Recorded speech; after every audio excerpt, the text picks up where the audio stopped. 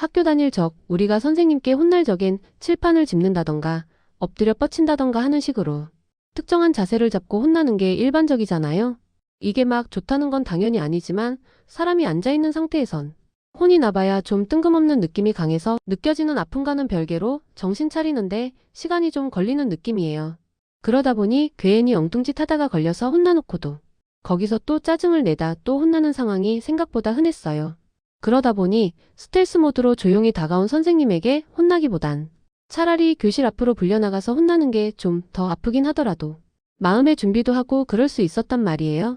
그깟 마음의 준비 좀 한다고 아픔이 덜해지는 건 아니었지만 그래도 하는 거랑 안 하는 거랑 견딜 수 있는 대수에서부터 차이가 나긴 했어요.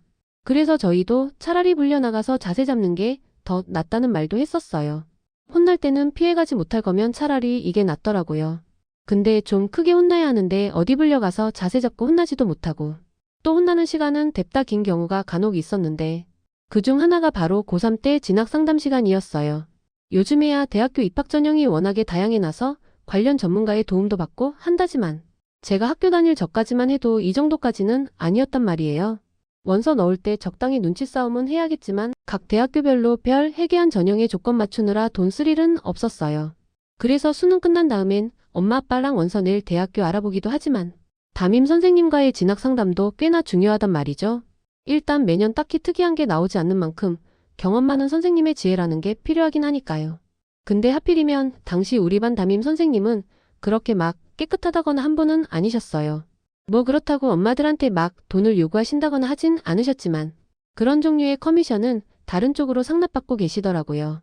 그러다 보니 우리 반 애들은 담임 선생님께 받는 진학 상담이 아예 의미가 없어지는 지경이 되었었어요. 뭐 그 와중에도 성적이 정규권에서 노는 일부 애들은 알아서 상위권 대학을 잘도 준비해서 원서 넣을 준비를 했었고 아예 성적 안 되는 애들은 아예 대학교를 포기하고 놀자판이 된 쪽과 그냥 대충 성적이 맞는 대학교 갈 거라며 지역 상관없이 대충 사는 애들이 있었어요. 얘네들은 딱히 담임 선생님과 부닥칠 만한 일이 없었어요. 선생님도 성적되는 애들한텐 적극 동조하기도 하셨고 아예 바닥에 깔아주는 애들은 그냥 선생님이 가라는 대로 잘도 지원했었거든요. 그치만 반에서 대부분을 차지하는 성적 애매한 애들이 문제였어요. 그래도 다른 반 선생님들은 성적이야 어쨌건 우리가 가고 싶다는 대학교를 들어는 주면서 함께 고민하는 모습이라도 보이셨다면 우리 반 담임 선생님은 그런 건 일절 무시하고 특정 대학교에 지원하라고 하셨죠. 어째 대학교 설명회라면서 단체 버스를 보내올 때부터 이상한 학교라는 생각이 들었어요. 우리 학교 애들도 성적 좋은 애들은 스카이급으로도 가고 했지만 그 숫자가 그렇게 많지는 않았거든요. 흔한 말로 잘난 애들이 알아서 자기 진로 찾아가는 느낌이라 역사가 깊은 학교라고 자랑하는 것치곤 딱히 명문이랄 곳은 아니었어요. 근데 그런 학교에 대학교 설명회라면서 버스까지 보내올 학교가 이상하긴 했어요. 막상 대학교에 도착하고 보니 허허벌판에 거의 공사장을 방불케 하는 황량한 광경까지. 확실히 제대로 된 대학교는 아니라는 생각은 기본이었죠. 거기다 우리 점수는 제대로 확인도 하지 않았으면서 오기만 하면 4년 내내 장학금이니 하는 말들을 하는데 그런 말을 들어봐야 일단 의심부터 들잖아요. 근데 담임이라는 사람이 우리 반 애들을 이딴 학교로 전부 밀어넣으려고 하잖아요. 이게 단순히 선생님이 이 학교로 지원해보면 어떻겠니? 이 정도 수준이 아니었어요. 알아서 대학교 잘 찾아가는 애들 빼고는 전부 그 학교로 넣으라는 거였어요. 아주 반등수 10등 이하는 전부 그 학교로만 원서를 집행할 작정인 것 같더라고요. 어차피 결말이 정해져 있는 상담이어서 그런지 상담이 늘어지거나 하진 않았어요. 일부 개긴 몇몇 애들만 제외하면요. 물론 저도 나름 꿈은 있던 시기라 선생님한테 개겼던 애들 중 하나였고요. 그리고 그렇게 대들었던 애들 상대로는 상담실에서 앉아있는 것부터가 고역이었죠. 아무리 선생님 앞에서 공손히 고개 숙이고 있다 한들 할 말은 선생님이 추천하는 그 학교엔 안 가겠다는 거잖아요. 그때 선생님 눈빛 진짜 삐딱하시더라고요. 대입 상담 받겠다고 찾아온 애를 황량한 상담실 의자에 앉혀두고는 상담실에만 비치되어 있던 특제 몽둥이 한쪽 끄트머리를 제 무릎에 턱하니 얹어 놓으셨죠.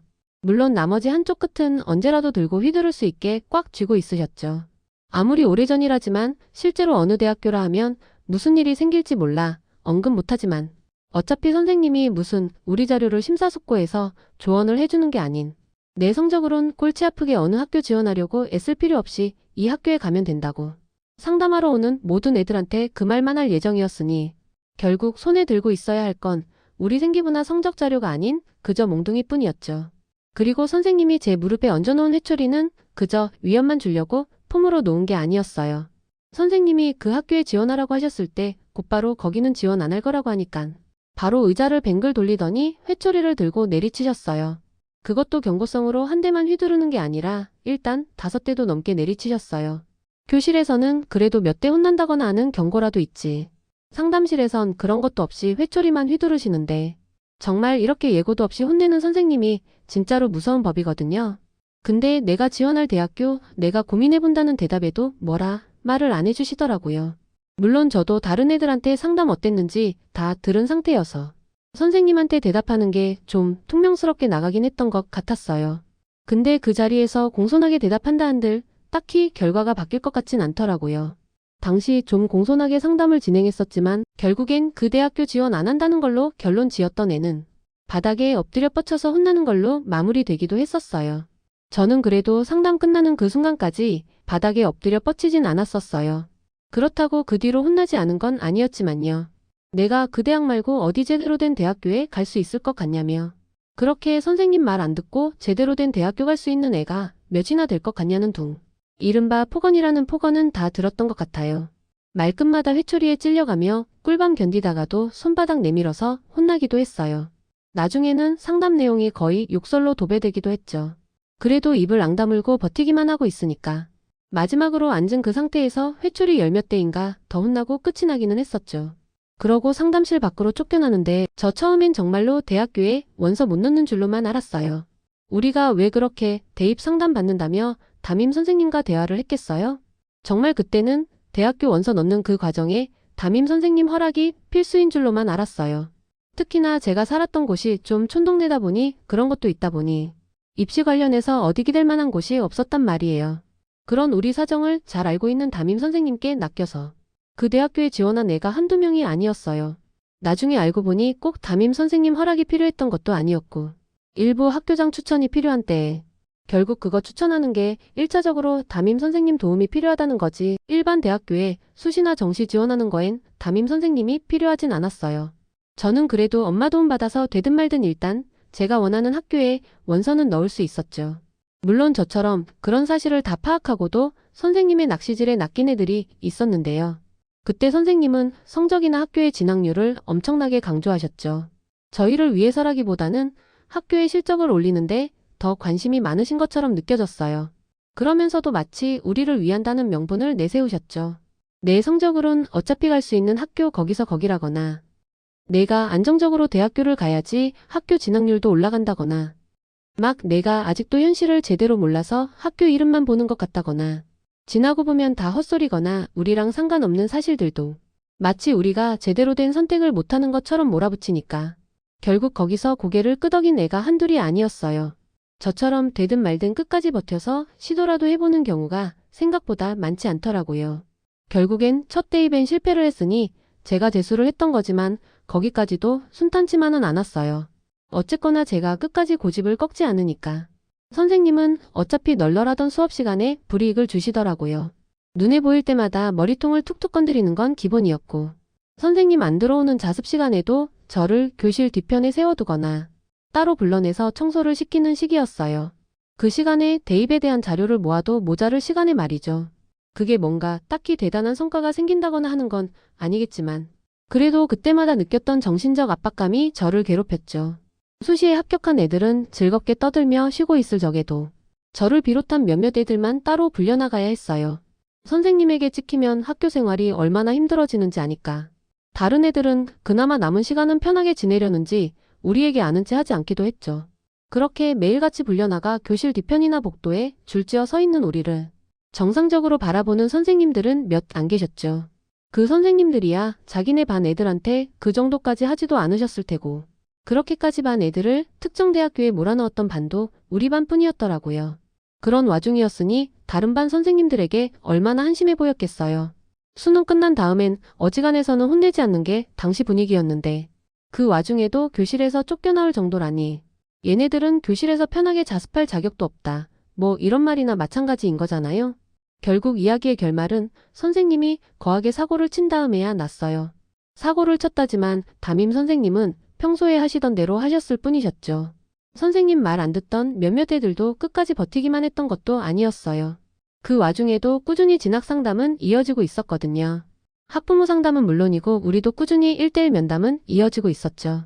그 와중에 학부모 상담이 잘 되지 않는 몇몇이 남아 있었는데 그중 한 명이 도무지 갱생의 여지가 없다며 교실 앞으로 불려나갔었어요. 그리고 다들 보라며 걔를 교탁 위에 서게 하셨죠.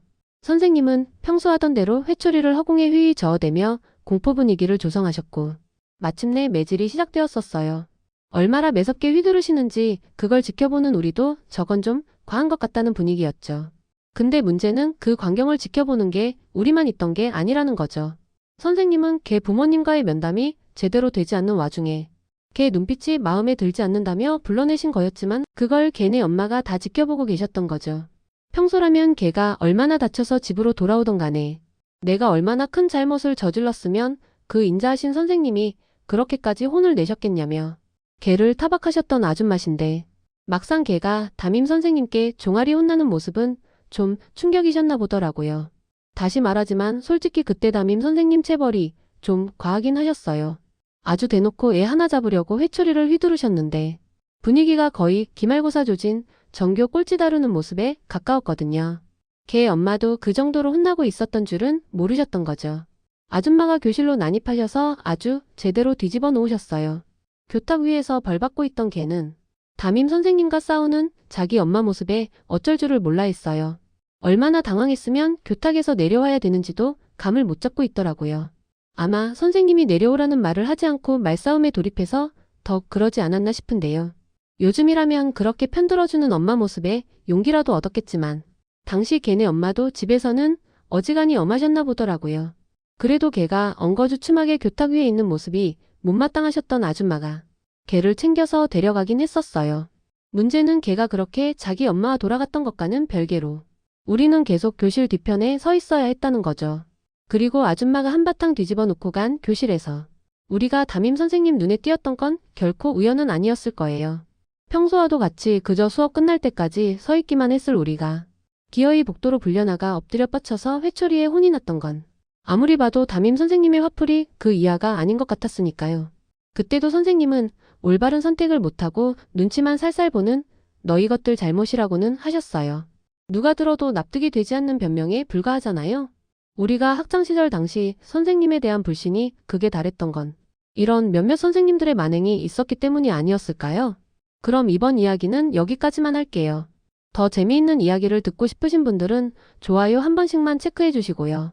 그럼 다음 영상에서 만나요.